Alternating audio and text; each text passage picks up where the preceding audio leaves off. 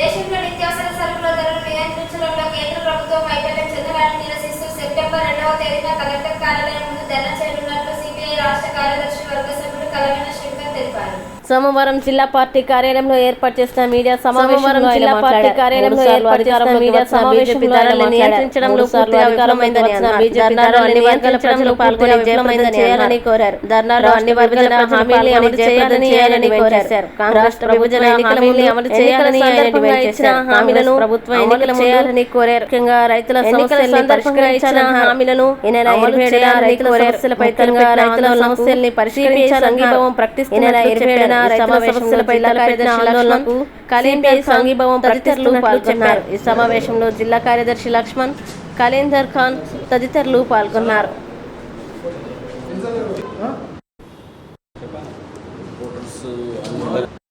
దీంట్లో ప్రధానంగా హన్మకొండలో 3 రోజుల పాటు రాష్ట్ర నిర్మాణ కౌన్సిల్ సమావేశాలు నిర్వహించుకోవడం జరిగింది. దానికి ఈ దేశంలో ఉన్నటువంటి రాజకీయ పరిస్థితులపైన పూర్తిగా ఆ నిర్మాణ కౌన్సిల్లో చర్చించడం జరిగింది. మా జాతీయ కార్యదర్శి రాజా గారు, జాతీయ కార్యదర్శి వర్గ సభ్యులు డాక్టర్ కె నారాయణ, అజీష్ పాషా, మన రాష్ట్ర కార్యదర్శి కామ్రేడ్ కె నారాయణ సాంబశివరావు గారు, అట్లాగే ప్రస్తుతం ఎమ్మెల్యే గారు కూడా పాల్గొనడం జరిగింది. సరే, నేడున్నటువంటి కేంద్ర ప్రభుత్వం అవలంబిస్తున్నటువంటి విధానాలపైన చాలా లోతుగా అధ్యయనం చేయడం జరిగింది. నేడు ప్రజలు ఎదుర్కొంటున్నటువంటి ప్రధానమైనటువంటి సమస్యలు ధరలు. ఈ అధిక ధరలను నియంత్రించడంలో కేంద్ర ప్రభుత్వం పూర్తిగా వైఫల్యం చెందింది. సామాన్య ప్రజానికం ఇవాళ ఏ మాత్రం కూడా అంటే నిత్యావసర వస్తువుల కొనుగోలుకు సంబంధించిన దాంట్లో పూర్తిగా ఇబ్బంది పడేటువంటి పరిస్థితి వచ్చింది. కాబట్టి ఈ అధిక ధరలను నియంత్రించలేనటువంటి కేంద్ర ప్రభుత్వ విధానాల పట్ల రేపు 2వ తారీఖు రోజు కలెక్టర్ ఆఫీసుల ముందు సిపిఐ దాని అనుబంధ సంఘాలన్నీ కూడా కలిసి కట్టుగా ఇవాళ అధిక ధరలను నియంత్రించడంలో కేంద్ర ప్రభుత్వ వైఫల్యాల విషయంలో ప్రజలకు పిలుపునివ్వడం జరుగుతున్నది. జిల్లా కలెక్టర్ కార్యాలయాల ముందు ఈ నిరసన కార్యక్రమాల ద్వారా కేంద్ర ప్రభుత్వానికి ఆనాడు గతంలో 2 సార్లు గెలిచి ఉన్నారు, ఇప్పుడు మళ్ళీ 3వసారి గెలిచినారు. ఎన్నికలకు పోయే ముందు ఇచ్చేటువంటి మాటలకు ఎన్నికల తర్వాత వ్యవహరించేటువంటి తీరుకు బాగా తేడా ఉన్నది.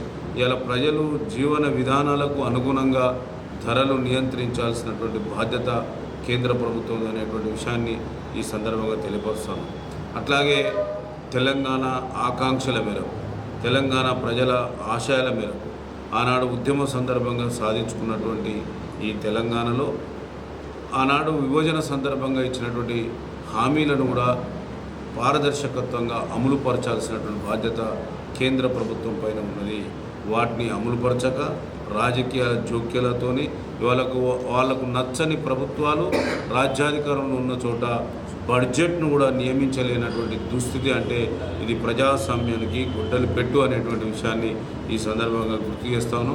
కనుకనే ఇలా కేంద్ర ప్రభుత్వం అవలంబించేటువంటి తీరు ఎక్కడైతే ప్రభుత్వాలుగా ఏర్పడుతూ ఉన్నాయో, ప్రజల ఆకాంక్షల మేరకు ప్రజాస్వామ్యయుతంగా ఎన్నుకోబడినటువంటి ప్రభుత్వాలపైన దాడులు చేసేటువంటి ప్రక్రియను కూడా కేంద్ర ప్రభుత్వం విడనాడాలనేటువంటి ఉద్దేశంతోనే ఈ అధిక ధరల నియంతృత్వం, అట్లాగే ప్రజాస్వామ్యాన్ని నిలబెట్టుకోవాలనేటువంటి అంశాలపైన 2వ తారీఖు జరిగేటువంటి ఈ ఆందోళన కార్యక్రమంలో యావత్తు పార్టీ అంతా కూడా పూనుకొని ఇలా కేంద్ర ప్రభుత్వానికి కనువిప్పు తీసేటువంటి పద్ధతులలో మన పోరాటం, మన ప్రజా కార్యక్రమాన్ని అందరూ కూడా భుజానేసుకొని ఇవాళ ఆ కార్యక్రమాన్ని విజయవంతం చేయాలని చెప్పి సందర్భంగా విజ్ఞప్తి చేస్తాను. అట్లాగే మన ప్రభుత్వం ఇది ప్రజల ప్రభుత్వం, అది అందరి భాగస్వామ్యంతో ఇలా సిపిఐ కాంగ్రెస్ కలయికతో ఏర్పడినటువంటి ఈ ప్రభుత్వం ప్రజలకు ఇచ్చినటువంటి మాటలు విస్మరిస్తే 10 ఏళ్లలో ప్రజల ఆకాంక్షల మేరకు ఏర్పడినటువంటి ప్రభుత్వం వాళ్ళ చిత్తుగా ఓడిపోయింది. కనుకనే ఆ ఆకాంక్షలను నెరవేర్చుకోవాలని చెప్పి ఇలా ఈ ప్రభుత్వానికి పట్టం కట్టిరు. రాజ్యాధికారంలో కూర్చున్నది. కాంగ్రెస్ ప్రభుత్వం మంత్రులు ఆలోచించాల్సినటువంటి అవసరం ఉన్నది. ప్రజల అవసరాలకు అనుగుణంగా మీ అడుగులు వేయాల్సినటువంటి అవసరం ఉన్నది.